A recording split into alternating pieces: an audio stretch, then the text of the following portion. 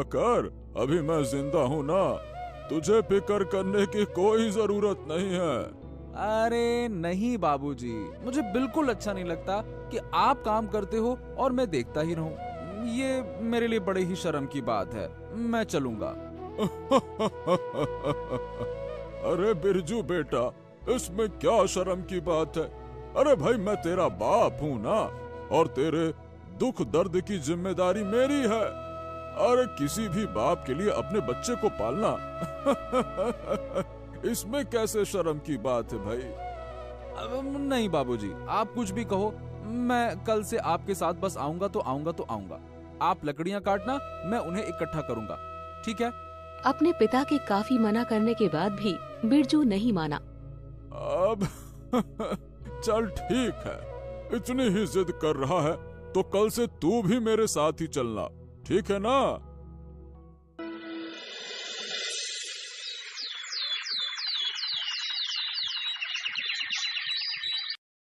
सुबह बिरजू भी अपने पिता के साथ लकड़ियां काटने जंगल चल दिया। उसके पिता ने लकड़ियां काटी और लकड़ियों को गट्ठे में इकट्ठा किया।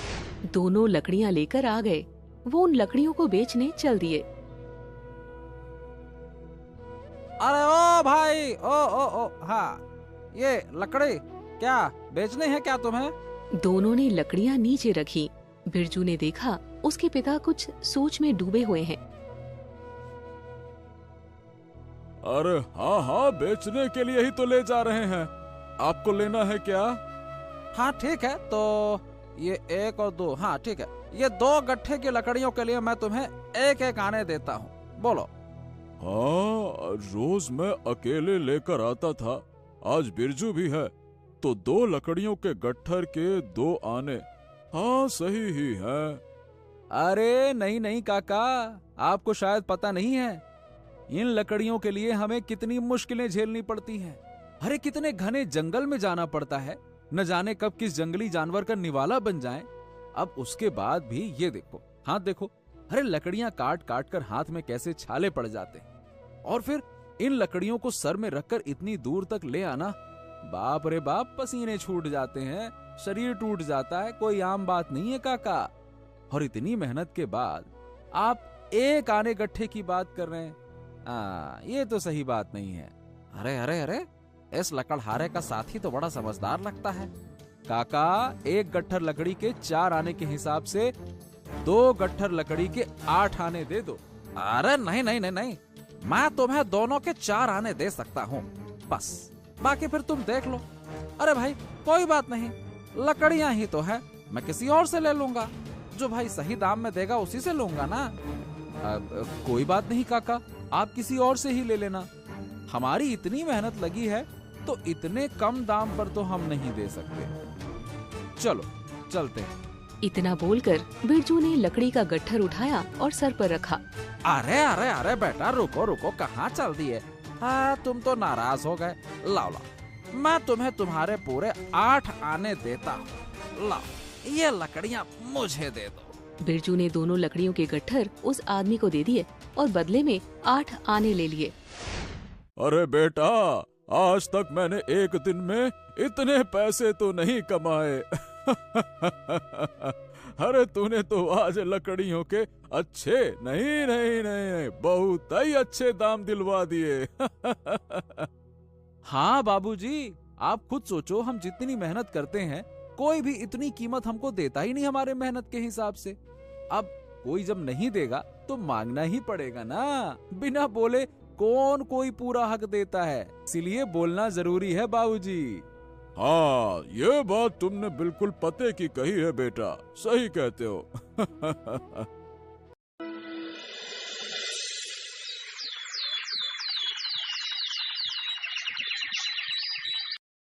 अब बिरजू रोज अपने पिता के साथ जंगल जाने लगा और लकड़ियों को अच्छे दाम पर बेचता।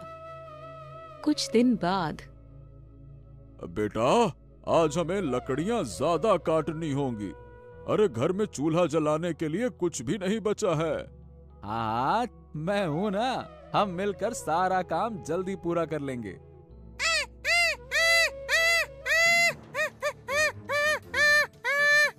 आपने वो आवाज सुनी?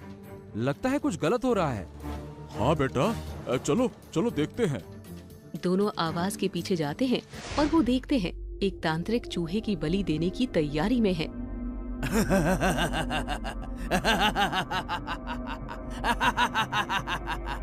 बरसों के बाद आज वो दिन आ गया है जिसका मैं बेसब्री से इंतजार कर रहा था। हाँ, रुक जाइए, ये आप क्या कर रहे हैं? इस मासूम प्राणी की जान क्यों ले रहे हैं? तुम कौन होते हो मुझे रोकने वाले? मेरी साधना के बीच में मत आओ, चले जाओ यहाँ से। इस पल के लिए मैंने बरसों का इंतजार किया है। ओम क्लेम ब्लेम, आज मेरी साधना सफल होने वाली है, चले जाओ। साधना मतलब किसी निर्दोष की बलि देना नहीं होता है, छोड़िए इसे। मैं कहता हूँ हट जा मेरे रास्ते से, हट जा। नहीं नहीं नहीं नहीं नहीं, मैं तुम्हें इस छोटे से नन्हे चूहे की जान नहीं लेने दूंगा। लाओ लाओ इसे दो मुझे, अरे लाओ। इन दोनों को बहस करते करते काफी देर हो जाती है और बलि का मुहूर्त निकल जाता है। अरे मूर्ख, तुझे पता भी है तूने मेरे कितने समय की साधना बर्बाद कर दी है। इसका परिणाम तुझे भुगतना पड़ेगा। ओम क्लेम ब्लेम धाम धाम, ओम सामंडाय नमः स्वाहा। तांत्रिक हाथ में पानी लेकर होसे में मंत्र पढ़ता है। अरे अरे अरे, ये तांत्रिक कुछ अनर्थ ना कर दे भाई, मुझे अपने बिरजू को बचाना होगा। तांत्रिक जैसे ही मंत्रित पानी बिरजू पर फेंकता है, उसका पिता सामने आ जाता है और मंत्रित पानी बिरजू के पिता पर चला जाता है और जैसे बिरजू के पिता पर पड़ता है वो मेंढक बन जाते हैं। अब देख तेरे बाप का क्या हाल हुआ है। यही होता है जब कोई मेरी साधना में बाधा डालता है। ओम क्लेम ब्लेम। इतना बोलकर तांत्रिक गायब हो जाता है। बाबूजी, आप मेढक बन गए, अब मैं क्या करूं? तभी चूहा बोलता है, सुनो, जंगल के उस आखिरी छोर पर धुआं दिख रहा है, हमें वहाँ जाना चाहिए। वहाँ से हमें कुछ हो सकता है मदद मिल जाए। हाँ, तुम सही कह रहे हो, चलो मुझे उनकी मदद लेनी होगी। बिरजू अपने पिता यानी कि मेंढक और चूहे को लेकर उस धुएं की तरफ चल दिया। वहाँ पहुंचकर वो देखते हैं वहाँ एक बूढ़ी अम्मा आग जलाकर बैठी है। बूढ़ी अम्मा, बूढ़ी अम्मा, बूढ़ी अम्मा, कृपया हमारी मदद कीजिए। लड़के ने बूढ़ी अम्मा को सारी बात बताई। उस तांत्रिक का जादू तभी खत्म होगा जब तुम 7 रहस्यमयी सवालों के सही जवाब ढूंढ कर लाओगे। क्या सवाल है बूढ़ी अम्मा? मैं कुछ भी करने को तैयार हूँ। पहला सवाल, दुनिया में सबसे बड़ा बलिदान क्या है? दूसरा सवाल, सच्चा सुख किसमें है? तीसरा सवाल, सबसे बड़ा धन क्या है? चौथा सवाल, सबसे बड़ी ताकत क्या है? पांचवा सवाल, सबसे बड़ा गुरु कौन है? छठा सवाल, जीवन का असली उद्देश्य क्या है? सातवां सवाल, सबसे बड़ा सत्य क्या है? मगर बूढ़ी अम्मा, मुझे ये जवाब कहाँ मिलेंगे? उत्तर दिशा की ओर कई मील जाने पर तुम्हें एक बूढ़ा जादुई पेड़ दिखाई देगा। वही इन सवालों के जवाब दे सकता है। मगर ध्यान रहे, वहाँ जाना इतना आसान नहीं है। तुम्हें बूढ़े पेड़ तक पहुँचने के लिए अपने रास्ते में बहुत सी बाधाएं देखने को मिलेगी, लेकिन याद रखना, हार मत मानना। तुम्हारी नीयत और साहस ही तुम्हें बूढ़े पेड़ तक लेकर जाएगा। बूढ़ी अम्मा, मैं अपने पिता को बचाने के लिए हर मुश्किल का सामना करूंगा। जाओ और ध्यान रखना, हर चुनौती तुम्हें कुछ सिखाएगी। ठीक है बूढ़ी अम्मा, मैं अब चलता हूँ। बिरजू अपने पिता यानी कि मेंढक और चूहे के साथ 7 सवालों के जवाब ढूंढने निकल पड़ता है। बिरजू जंगल के रास्ते से जा रहा था तो रास्ते में एक विशाल अजगर बैठा उसका रास्ता रोकता है। यहाँ से आगे बढ़ने के लिए तुम्हें अपनी सबसे बड़ी कमजोरी बतानी होगी। बिरजू घबराता है लेकिन हिम्मत करके कहता है, मैं डरपोक हूं, कभी कभी मुझे खुद पर विश्वास नहीं होता, लेकिन मैं अपने पिता को बचाने के लिए इस डर को हराऊंगा। अजगर उसकी ईमानदारी देखकर खुश हुआ। लड़के, तुम साहसी होने के साथ साथ ईमानदार भी हो। अपने डर और कमजोरियों को स्वीकार करना ही पहला कदम है। जाओ, तुम आगे जा सकते हो। मैं तुम्हें जाने का रास्ता देता हूँ। बिरजू आगे चल दिया। काफी दूर चलने के बाद बिरजू एक सुनहरी झील के पास पहुंचता है। वहाँ पानी में सोने और जवाहरात तैरते हैं। तभी एक आवाज आती है जो बहुत मोहक लहजे में कहती है, सुनो, अगर तुम यहाँ रुक जाओ और ये सब ले लो तो तुम्हें आगे बढ़ने की जरूरत नहीं है। तुम अमीर बन जाओगे। बिरजू कुछ पल के लिए सोचता है, लेकिन फिर खुद से कहता है, नहीं नहीं, मुझे धन नहीं, अपने पिता की जरूरत है। मैं आगे बढ़ूंगा। लालच का जाल टूट जाता है और झील गायब हो जाती है। सच्चा उद्देश्य कभी धन दौलत से नहीं पाया जा सकता। बिरजू आगे चल दिया। बिरजू एक ऐसे हिस्से में पहुंचता है जहां चारों तरफ घना अंधेरा है। उसे कुछ भी दिखाई नहीं देता। अचानक उसे आवाजें सुनाई देती है जो उसे गुमराह करने की कोशिश करती है। तुम ये सफर पूरा नहीं कर पाओगे। लौट जाओ, लौट जाओ, लौट जाओ, लौट जाओ, लौट जाओ। लौट जाओ। बिरजू अपनी आंखें बंद करता है और मन ही मन सोचता है, हाँ, अगर मैं अपनी सोच पर विश्वास करूंगा तो ये अंधेरा मुझे नहीं रोक सकता। बिरजू आगे चल दिया। आगे बढ़ते हुए बिरजू एक वीरान जगह पर पहुंचता है जहां 4 अलग अलग रास्ते हैं। हर रास्ता उसे बुलाता है। तभी वहां उसे एक आवाज सुनाई देती है, सिर्फ एक रास्ता जादुई पेड़ तक ले जाएगा, मगर ध्यान रहे, अगर तुम गलत रास्ते पर गए तो तुम हमेशा के लिए वहीं फंसे रह जाओगे, जिससे कभी बाहर नहीं आ पाओगे। सोच लो। बिरजू शांत होकर सोचता है, मेरा दिल कहता है सरल व आसान दिखने वाला रास्ता सही नहीं है। कठिन रास्ता ही सच्चाई तक ले जाएगा। हाँ, कठिन रास्ता ही सच्चाई तक ले जाएगा। सभी कठिनाइयों को पार करने के बाद बिरजू आखिरकार जादुई पेड़ के पास पहुंचता है। पेड़ विशाल और चमकदार होता है। उसकी शाखाओं से सुनहरी रोशनी निकल रही होती है। तुमने अपनी ईमानदारी, साहस और बुद्धिमत्ता से यहाँ तक का सफर पूरा किया है। तुम्हें 7 सवालों के जवाब मिलेंगे। मुझे बताओ, तुमने ये सफर क्यों किया?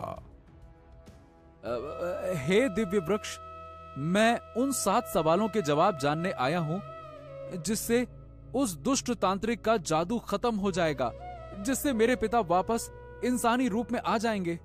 मैं उनसे बहुत प्यार करता हूँ और उन्हें मैं वापस इंसान के रूप में देखना चाहता हूँ। मैं उनके बिना नहीं रह सकता। इसीलिए मुझे उन 7 सवालों के जवाब दीजिए। मुझ पर ये एहसान कर दीजिए। पूछो, क्या सवाल हैं तुम्हारे जिन्हें जानने के लिए तुम इतनी बाधाएं पार करके यहाँ आए हो?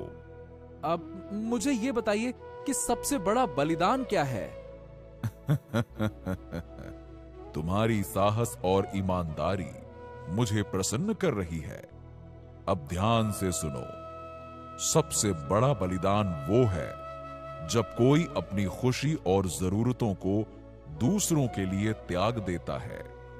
जैसे एक मां अपने बच्चों के लिए अपना सब कुछ छोड़ देती है, वैसे ही बलिदान का आधार निस्वार्थता है। हाँ, दूसरा सवाल यह है कि सच्चा सुख किसमें है? सच्चा सुख धन, पद या चीजों में नहीं, बल्कि रिश्तों में है। जब हम अपनों के साथ समय बिताते हैं और दूसरों की मदद करते हैं, तभी हमें सच्चा सुख मिलता है। अच्छा, तीसरा सवाल यह है, सबसे बड़ा धन क्या है? सबसे बड़ा धन संतोष है। अगर तुम संतुष्ट हो तो तुम्हारे पास सब कुछ है। लालच और असंतोष इंसान को कभी खुश रहने नहीं देता। सबसे बड़ी ताकत क्या है? सबसे बड़ी ताकत एकता और आत्मविश्वास में है। जब लोग एकजुट होकर काम करते हैं और खुद पर विश्वास रखते हैं तो वो सबसे बड़ी कठिनाई को भी पार कर सकते हैं। सबसे बड़ा गुरु कौन है? सबसे बड़ा गुरु प्रकृति है। ये हमें सिखाती है कि हर चीज का समय होता है। धैर्य, सहनशीलता और सादगी प्रकृति से ही सीखी जा सकती है। जीवन का उद्देश्य क्या है? जीवन का उद्देश्य दूसरों की मदद करना और मानवता की सेवा करना है। जब तुम दूसरों के जीवन में खुशी लाते हो तभी तुम्हारा जीवन सार्थक बनता है। और आखिरी सवाल यह है कि सबसे बड़ा सत्य क्या है? सबसे बड़ा सत्य ये है कि जो है वही स्वीकार करना सीखो। खुद को और अपनी कमजोरियों को अपनाना ही सच्चाई को जानने का पहला कदम है। सच्चाई से भागने वाला इंसान कभी खुश नहीं रह सकता। जैसे ही जादुई पेड़ 7 सवालों के जवाब देता है, लड़के के चारों ओर रोशनी फैल जाती है। अचानक लड़के के पिता, जो मेंढक बन गए थे, फिर से इंसान में बदल जाते हैं। हाँ पिताजी, आप ये देखिए, आप तो फिर से वैसे ही हो गए जैसे पहले थे। हे दिव्य वृक्ष, आपका बहुत बहुत धन्यवाद, बहुत बहुत धन्यवाद। उसी समय चूहा भी एक चमकदार रोशनी में लिपट जाता है और एक सुंदर राजकुमारी के रूप में प्रकट होती है। मैं फिर से इंसान बन गई। धन्यवाद वीर युवक। ये मेरा कर्तव्य था। किसी निर्दोष को बचाना हर इंसान का धर्म है। राजकुमारी लड़के को बताती है कि वो एक शापित राजकुमारी थी। उस तांत्रिक ने मुझे अपनी बलि के लिए चुना था, लेकिन जब मैंने भागने की कोशिश की तो उसने मुझे चूहे का रूप दे दिया। तुमने मेरे जीवन को बचाया। मैं तुम्हारी ईमानदारी और दयालुता से बहुत प्रभावित हूँ। राजकुमारी लड़के से विवाह का प्रस्ताव रखती है। क्या तुम मुझसे विवाह करोगे? मैं चाहती हूँ कि हम साथ में एक सुखी जीवन बिताएं। बिरजू खुशी खुशी राजकुमारी का प्रस्ताव स्वीकार करता है। तीनों वापस अपने गांव लौटते हैं। बिरजू और राजकुमारी का विवाह धूमधाम से होता है। पिता का घर फिर से खुशियों से भर जाता है। तुम्हारी दयालुता और साहस ने न केवल मेरे जीवन को बचाया, बल्कि मुझे सिखाया कि सच्चा सुख दूसरों की भलाई में है। बिरजू और राजकुमारी अपने पिता के साथ मिलकर सुख शांति से रहने लगते हैं। उनका जीवन दूसरों के लिए प्रेरणा बन जाता है। ये कहानी सिखाती है कि सच्चाई, ईमानदारी और साहस से हर मुश्किल को पार किया जा सकता है। दूसरों की भलाई के लिए किया गया कार्य हमेशा अच्छे परिणाम लाता है। तो दोस्तों, ये थी हमारी आज की मनोरंजक कहानी। आपको हमारी ये कहानी पसंद आई हो तो हमारे चैनल को जरूर सब्सक्राइब कीजिए और हाँ, बेल आइकन दबाना ना भूलिएगा। ऐसे ही मजेदार किस्से कहानियों के साथ मिलते रहेंगे हम आपसे।